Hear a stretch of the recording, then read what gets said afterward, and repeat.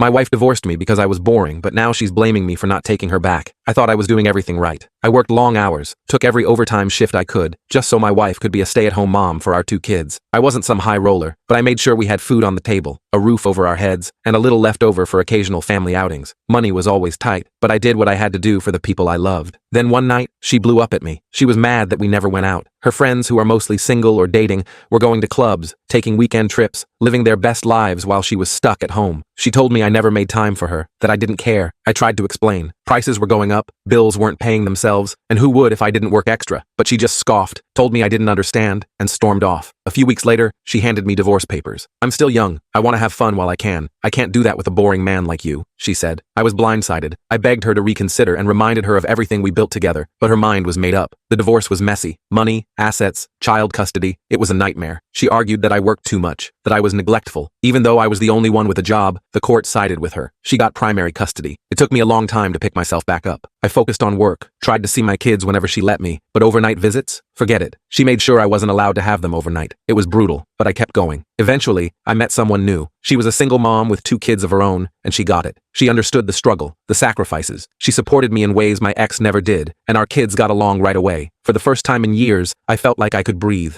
Then, out of nowhere, my oldest son texted me, "Dad, can we stay with you for a while? Mom's been really stressed lately." I told him they had to ask their mom, but of course, I'd love to have them over. A mutual friend dropped them off later that night, and she filled me in. She's been complaining a lot, says she can't find a man who actually wants to help with the kids or do anything around the house. All they want to do is go out. I just nodded. "Oh, and she's upset that you moved on so fast," she added. That night, my kids had a blast. They laughed and played, and for the first time in forever, they seemed at peace. My girlfriend treated them like her own, and they loved her for it. A few days later, I got a call after they returned to their moms. "Can we talk?" she asked. We met up, and she started crying when she sat down. "How could you move on and leave us like that?" she sobbed. "The kids said you're so happy now. You have a new family, and I can't even find a man who wants to help me. I thought we'd have another chance." I just sat there, calm. "You're the one who ruined it," I said, "and I'm not letting you ruin this too." She cried harder, but I didn't feel bad. Not anymore. I had given her everything, and she threw it away for a fantasy. Now, she had to live with it, and I wasn't looking back.